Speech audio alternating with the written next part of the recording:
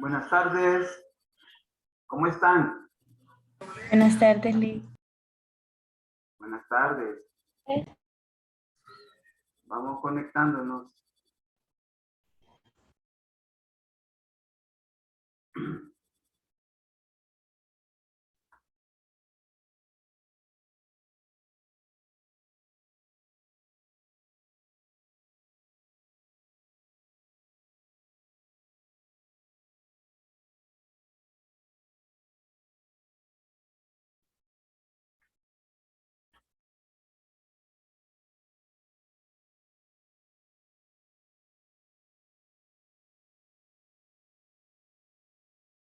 El martes estuvimos reflexionando muchas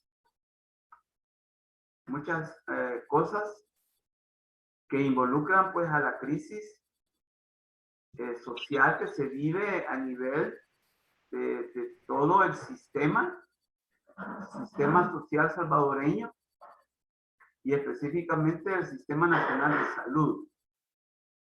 Y vemos pues que hay una conexión, hay una interconexión innegable.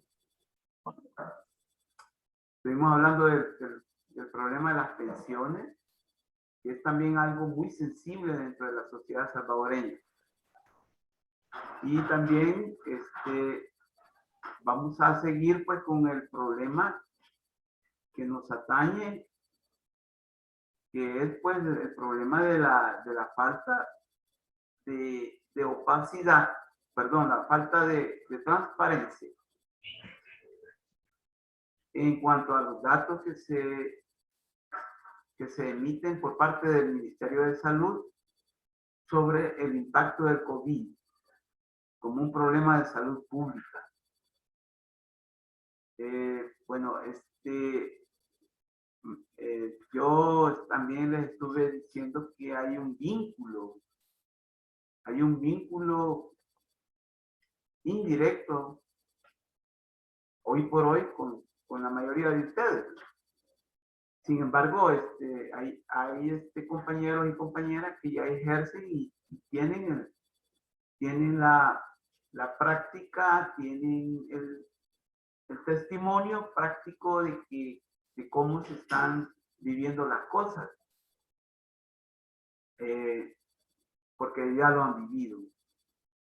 Pero yo quiero que se tome conciencia de eso, que hay un vínculo desde ya, hay un vínculo indirecto y que los involucra a ustedes. Entonces vamos a tener que tomar conciencia de eso y retomar los distintos aspectos que involucra también al problema. Entonces, vamos a ver pues que hay un subregistro muy amplio con respecto a las muertes por el impacto del COVID y que hay no hay una confianza en los datos que da el Ministerio de Salud. Eso también hay que tenerlo muy en cuenta. Entonces, más que el Ministerio de Salud ha reservado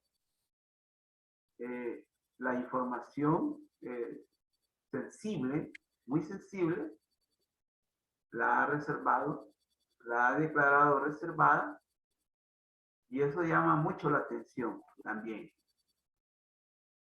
Entonces, vamos a ver pues de que la información es imprecisa, es insuficiente, y que nosotros pues no como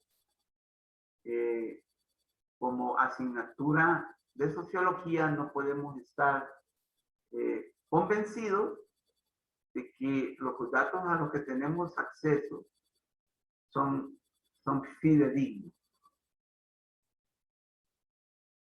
A tal grado que tampoco se permite, como dice aquí la idea, tampoco se permite el acceso a la información sobre las pruebas de COVID. E incluso ha llegado a borrarse del portal de transparencia los documentos relacionados con las muertes ocurridas en los hospitales.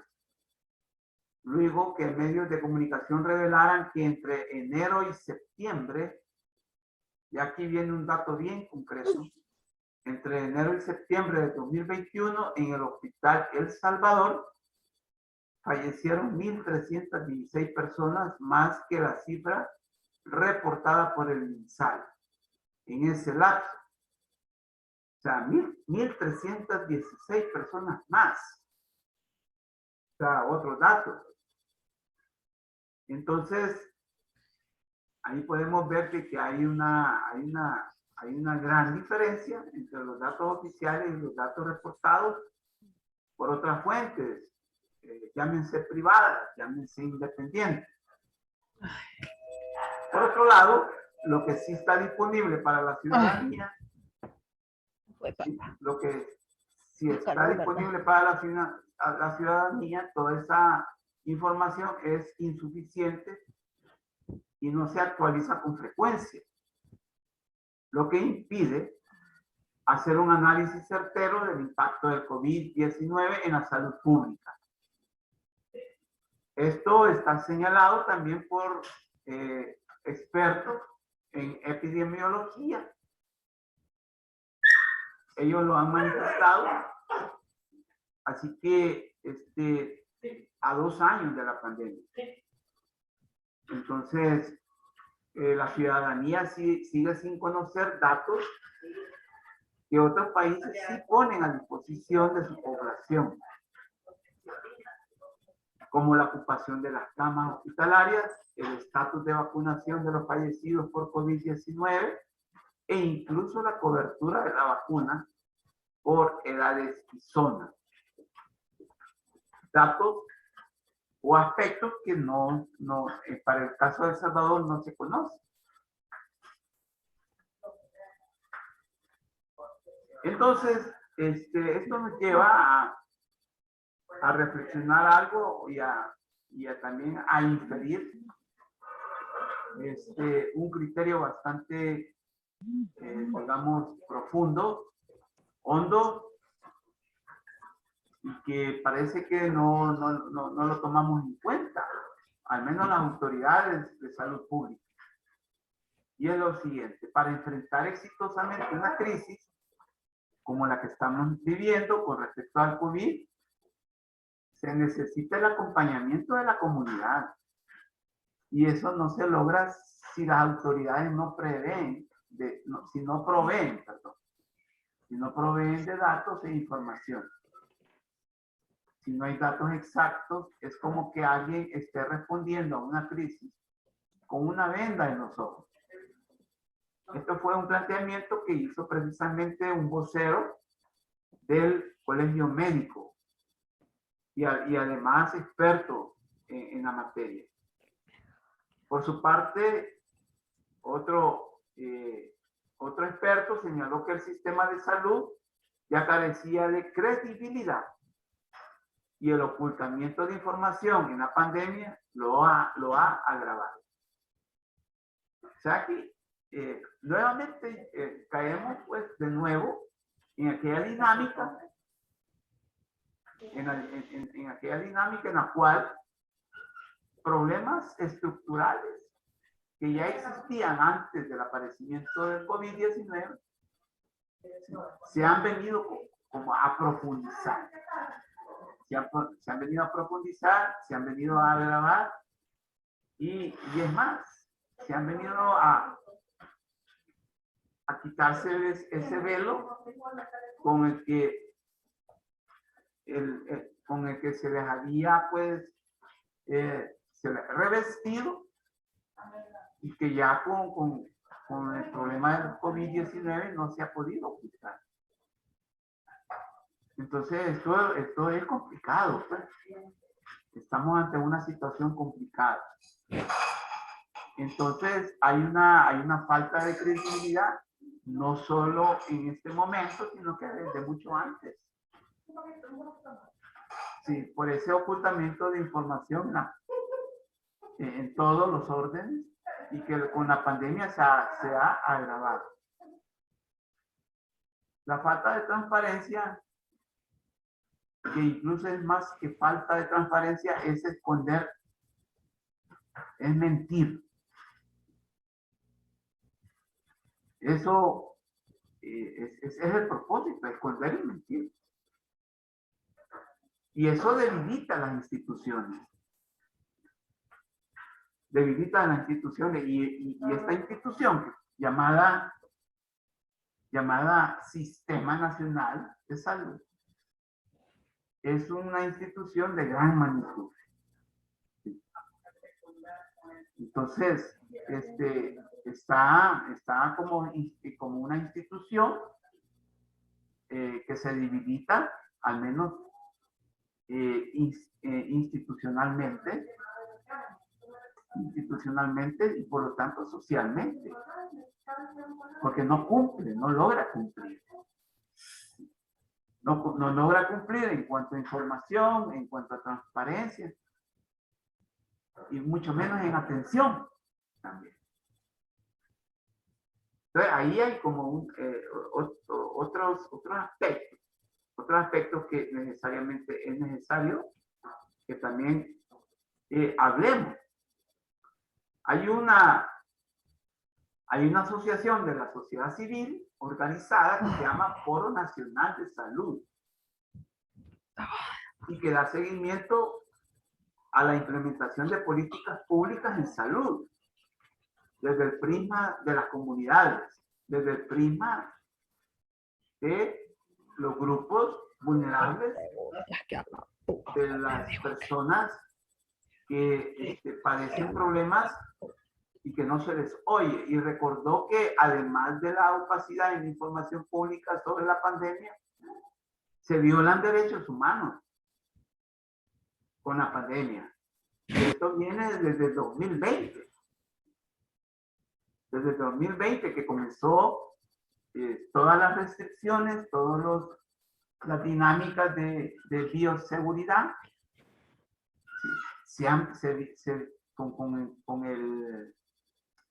con la justificación de restringir,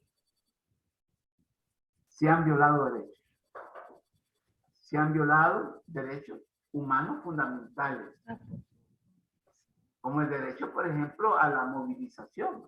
Todos sabemos aquí en el país, cuando se dio la cuarentena domiciliar obligatoria.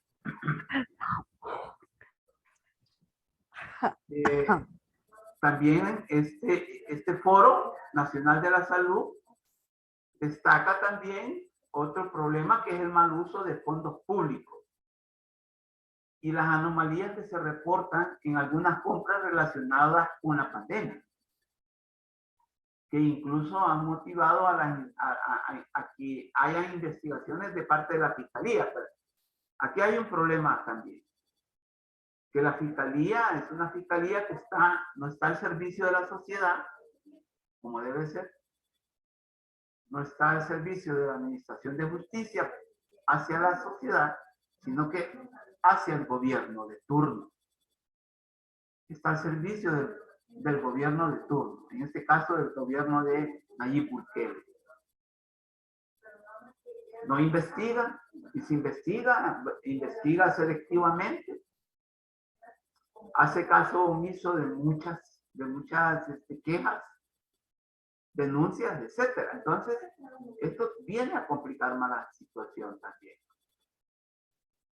Resulta que durante la pandemia han habido contrataciones y adquisiciones que se han hecho sin transparencia,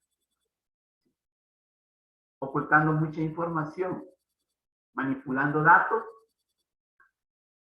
y eso para la toma de decisiones, al menos decisiones acertadas, no es de beneficio. Y por eso es que las decisiones, en vez de ser acertadas, han sido antojadizas, improvisadas. y que parecen ser que obedecen más a un antojo, incluso a algo antojadizo, a un antojo, a un capricho incluso. Entonces, en realidad, esto que estamos señalando es embarazoso, es terrible.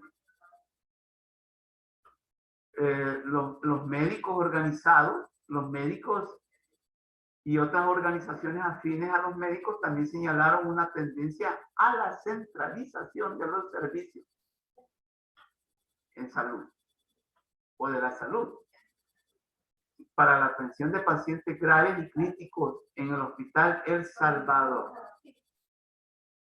cuya tercera fase terminó funcionando como un vacunatorio, donde de nuevo se concentró el proceso. O sea que con esto del Hospital El Salvador, que fue vendido, que fue proclamado, que fue tan volado como el que iba a ser el mejor hospital para atención de COVID de América Latina. Resulta que alrededor de la construcción y del funcionamiento de este hospital ha habido mucha opacidad. Y lo peor que le puede suceder a un sistema de salud, y esto no solo en sociología, nosotros lo podemos analizar y ver que es algo absurdo, es centralizar los servicios de salud.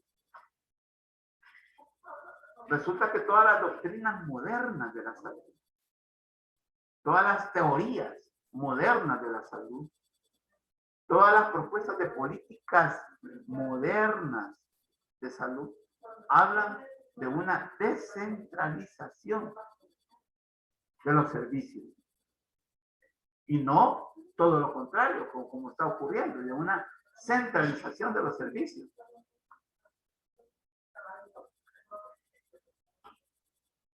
Hay muchos relatos, fíjense. Hay muchos relatos. Yo estaba escuchando un relato hace un día,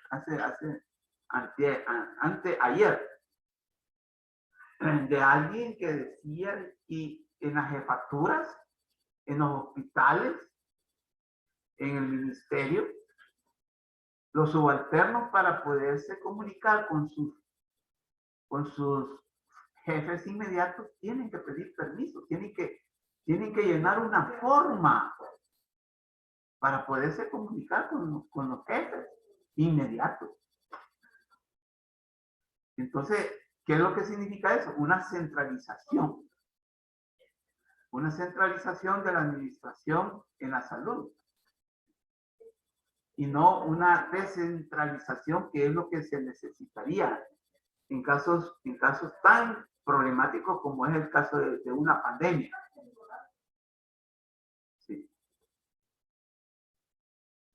Por lo tanto, podemos legítimamente decir que el Sistema Nacional de Salud configura una crisis estructural, ¿sí?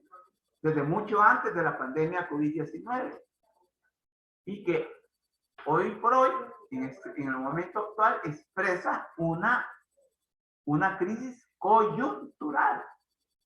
¿Sí? De lo estructural nos pasamos de lo estructural nos pasamos a lo coyuntural.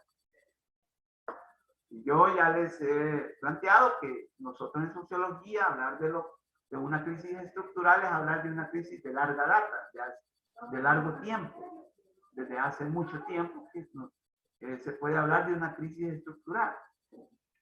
Y ahí viene la connotación o el atributo de estructural. Pero, dadas las circunstancias, dadas las dinámicas de los problemas concretos, se habla de una coyuntura. Y por lo tanto, de una expresión coyuntural que es de crisis también.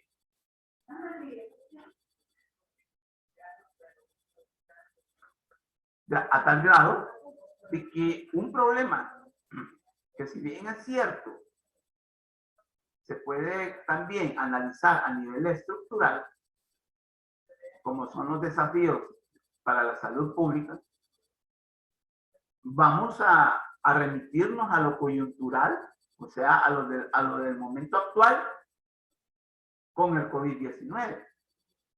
Entonces, vamos a explicar y vamos a fundamentar por qué la pandemia COVID-19 es un desafío para la salud pública en el momento actual.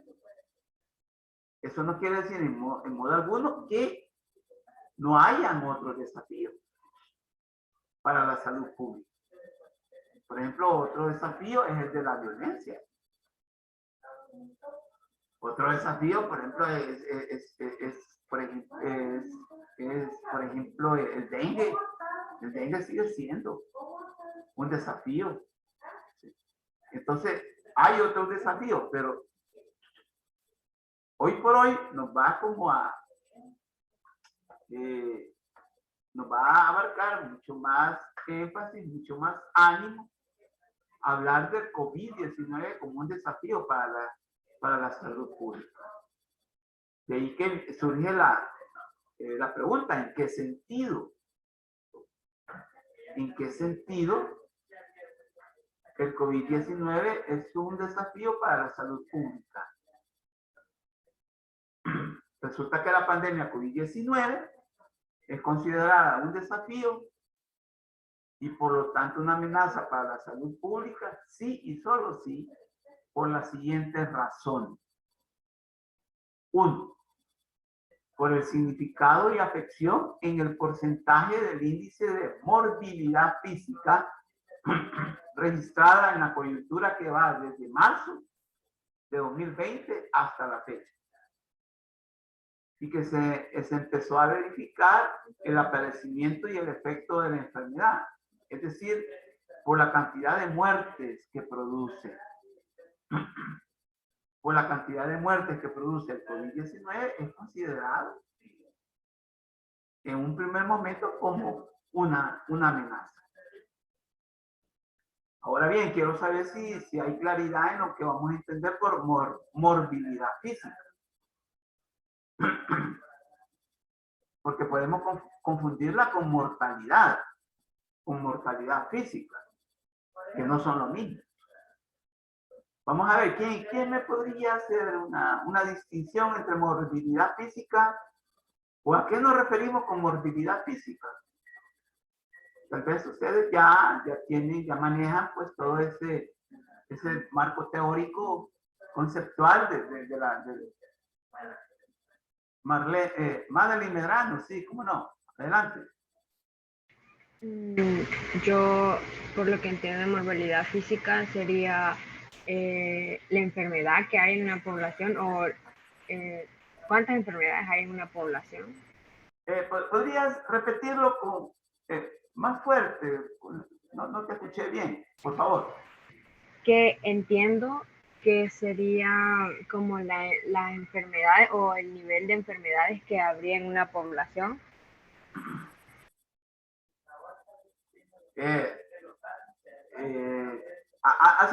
¿Has tomado en cuenta un criterio y que se refiere precisamente a la causa de muerte por una enfermedad? Es cierto, a la cantidad de muertes por una enfermedad. Ahora bien, la compañera pues muy atinadamente manifiesta eso. Entonces, la morbilidad física es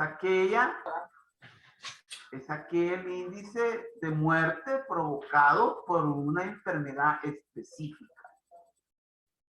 ¿Sí?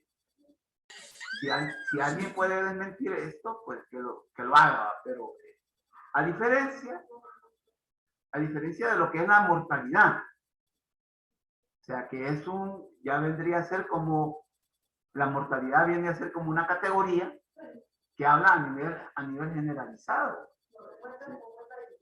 A nivel general, pero de la morbilidad no se va a referir precisamente al índice de muerte provocado por una enfermedad en específico, en este caso del COVID-19. Esa es la gran distinción que hay que hacer. Ahora bien, ¿hay morbilidad física con respecto a, por ejemplo, a la diabetes? Sí. Con respecto al VIH, sí. Con respecto a la insuficiencia renal, claro que la hay también. Hay que investigarlo, obviamente. Entonces, cuando ustedes se refieren a la morbilidad física, se refiere precisamente causada por una enfermedad. Entonces, ustedes pueden averiguar diciendo, bueno, ¿cuál es el índice de morbilidad física por COVID? Así sería. Entonces, por la cantidad de muertes, por la morbilidad física, el COVID es un desafío para la salud pública. Pero aquí está el otro planteamiento, por la sobrecarga asistencial, que desvía la atención, la atención para otras dolencias prevalentes o preexistentes,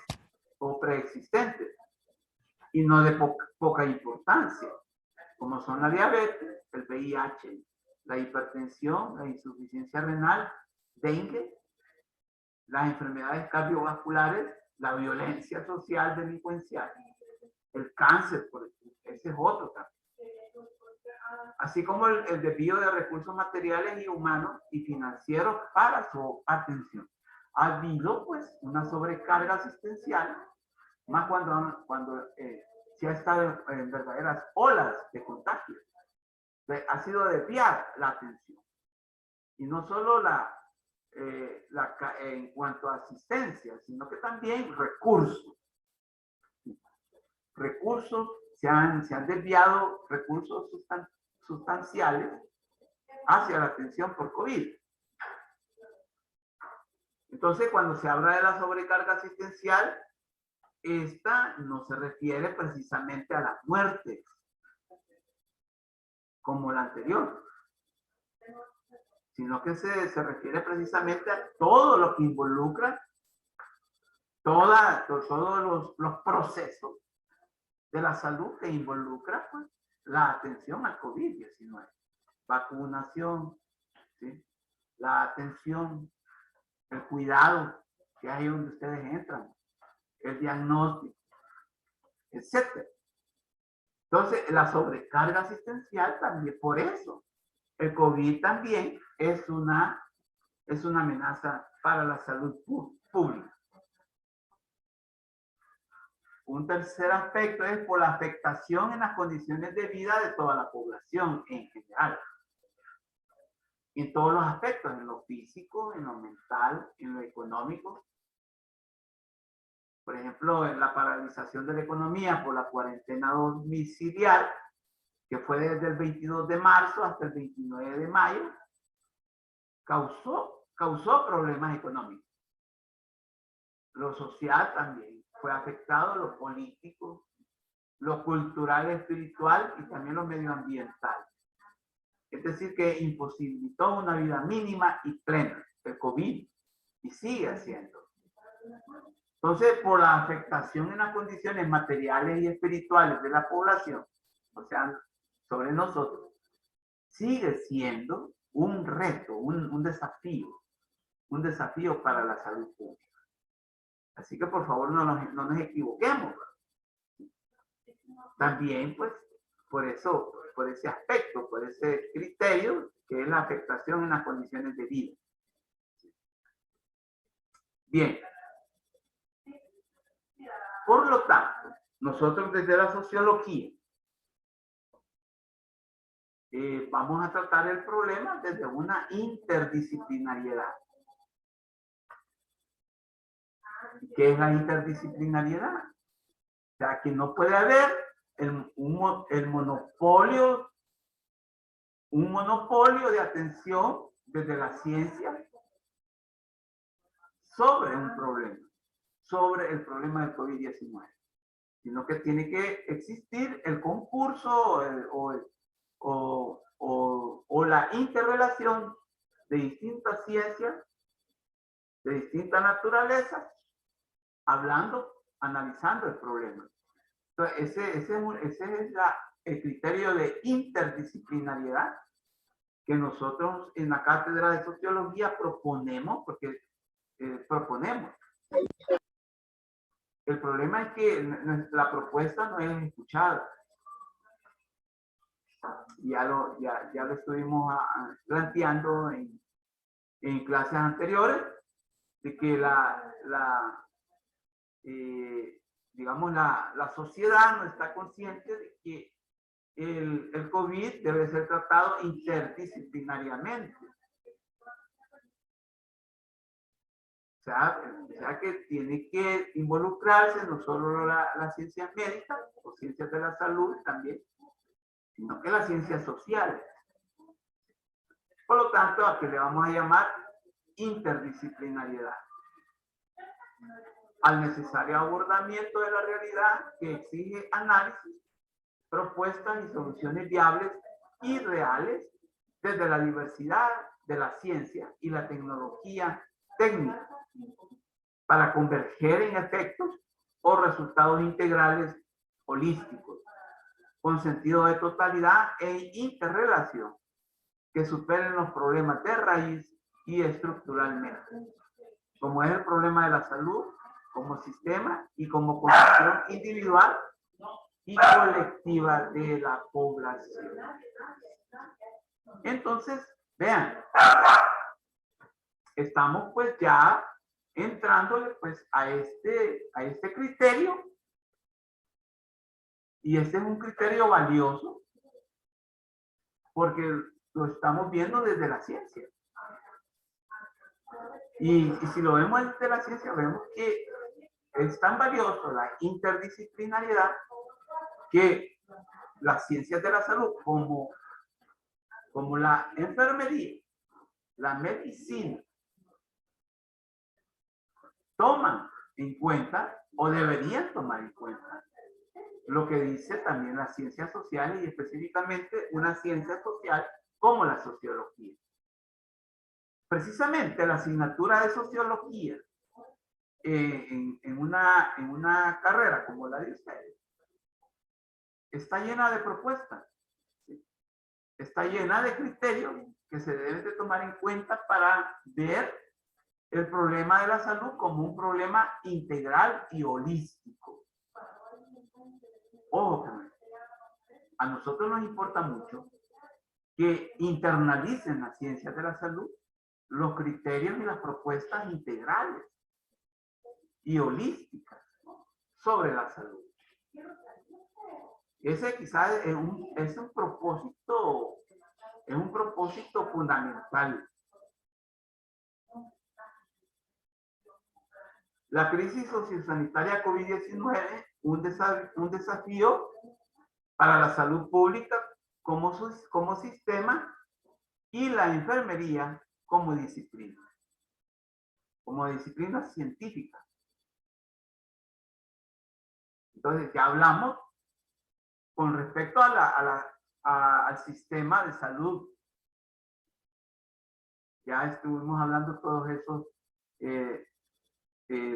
planteamientos, todos esos fundamentos, los cuales fundamentan la crisis del sistema. Pero ocurre que también hay que hablar de la disciplina. En este caso de la enfermería como disciplina. Porque también hay desafíos. Hay desafíos hacia la enfermería como disciplina. Increíble. Y yo me pongo a pensar en las compañeras que ya ejercen. Si ustedes no visualizan eso. Pero aquí en la cátedra de sociología vamos a analizar esos criterios. De por qué también el COVID-19 es una amenaza, es un desafío, perdón. Es un desafío para la enfermería como disciplina de la salud. Para el abordaje de esta problemática se hace necesario identificar lo que a nuestro modo de ver es una de las causas y razones del por qué una realidad necesita ser transformada. Y aquí venimos ya hablando de un análisis crítico del problema. Un sistema nacional de salud débil, precario y susceptible de colapsar. Eso es lo que nosotros aquí en sociología lo consideramos como las características del Sistema Nacional de Salud en El Salvador. ¿Sí? Un sistema débil, precario y susceptible de colapsar. Ya el ministro de Salud dijo esta mañana, o ayer creo, de que se viene como otra ola en la cual los casos por COVID se van a elevar por causa de otra variante, de ese Ómicron. No sé si ustedes ya se dieron cuenta. Antes de la pandemia COVID-19, el Sistema de Salud Nacional ya experimentaba problemas endémicos en su operatividad y cobertura. Esto aunado con la coyuntura de la enfermedad ha venido a complicar y complejizar la capacidad instalada en hospitales, más que todo de segundo y tercer nivel de atención. Lo anterior involucra necesariamente al personal médico y de enfermería. Esto es muy importante. Eso porque ya estamos señalando, ya estamos identificando qué áreas y qué disciplinas científicas de la salud son las más afectadas. Y resulta que son las médicas y la enfermería. Como se planteó, uno de los propósitos de esta clase es el de enfatizar y destacar en la disciplina de la enfermería los desafíos que como involucrada en primera línea de la problemática de la crisis sociosanitaria enfrenta y que conlleva en el tratamiento de los procesos que implica una pandemia como la que nos aqueja en el momento actual y que la realidad del sistema de salud nacional presenta escollos de larga data aunados con los del presente problema, de tal manera que se pueden identificar condiciones estructurales que impiden el quehacer de una disciplina de la salud tan necesaria en los procesos que implica la salud, enfermedad, cuidado del entorno y los ciclos vitales del ser humano. Resulta que la enfermería, como disciplina, tiene obstáculos, experimenta